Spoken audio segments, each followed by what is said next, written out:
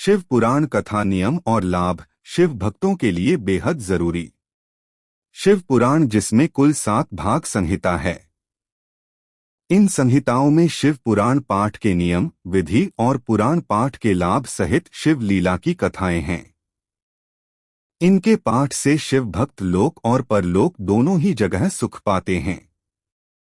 शिव पुराण 18 पुराणों में से एक है, जिसमें भगवान शिव की लीला कथाओं और इनकी पूजा विधि सहित शिवलिंग की उत्पत्ति और शिव भक्ति से संबंधित कथाएं हैं। शिव पुराण का पाठ आप कभी भी शुभ मुहूर्त में आयोजन कर सकते हैं, लेकिन सावन के महीने में शिव पुराण को पढ़ना और सुनना बहुत ही पुण्यदायी होता है। शिव पुराण में चंचला और उसके पति बिंदुक की कथा मिलती, जिन्होंने शिव पुराण के श्रवण से शिवलोक में स्थान पाया। इन्हीं की कथाओं में शिव पुराण के महत्व का वर्णन भी मिलता है। साथ ही महर्षि व्यास जी के शिष्य सूत जी बताते हैं कि किस प्रकार से शिव पुराण का श्रवण करना चाहिए और इसे सुनने वालों को किन किन नियमों का पालन करना चाहिए। शिव पुराण सुनने वालों के लिए जरूरी नियम। शिव पुराण का आयोजन जब भी करें तो संभव हो तो सभी मित्रों, कुटुंबों और जो भी इसे सुनने की इच्छा रखते हैं उन्हें इसकी सूचना दे दें, ताकि वह भी इसके श्रवण का लाभ ले पाएं।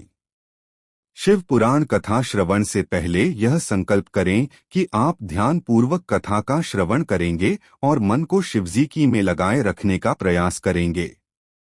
जब तक शिव पुराण का पाठ हर दिन समाप्त न हो जाए तब तक निराहार रहकर कथा का श्रवण करना चाहिए। शिव पुराण श्रवण और पाठ का संकल्प लेने वाले को जब तक पूरा पाठ समाप्त न हो जाए एक समय ही भोजन करना चाहिए, साथ ही भोजन सात्विक होना चाहिए।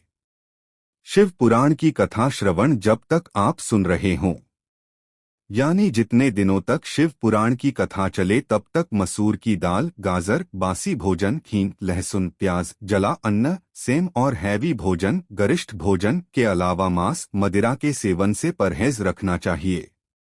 शिव पुराण की कथा सुनने वाले व्यक्ति को उस समय अवधि तक ब्रह्मचर्य का पालन जरूर करना चाहिए जब तक कि कथा का समापन नहीं हो जाए। हर दिन शिव पुराण की कथा आरंभ और समाप्त होने पर शिव पुराण की पूजा करनी चाहिए और अगर किसी पंडित से पाठ करवा रहे हों तो उसे प्रणाम करके दान दक्षिणा देना चाहिए। शिव पुराण में बताया गया है कि जो व्यक्ति बुद्धि भ्रष्ट हो जाने से परस्त्रीगामी हो जाते हैं उन्हें घोर नरक में जाना पड़ता है, जैसा कि चंचला के पति बिंदुक को नरक भोगन पड़ा था।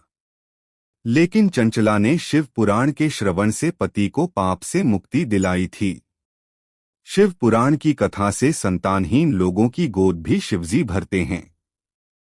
गंभीर रोगी, भाग्यहीन व्यक्ति को भी शिव पुराण की कथा से लाभ मिलता है। इसलिए भक्ति भाव और मन में श्रद्धा रखकर विश्वास के साथ शिव पुराण की कथा का श्रवण करना चाहिए। मन में अविश्वास होने पर फल की प्राप्ति नहीं होती है।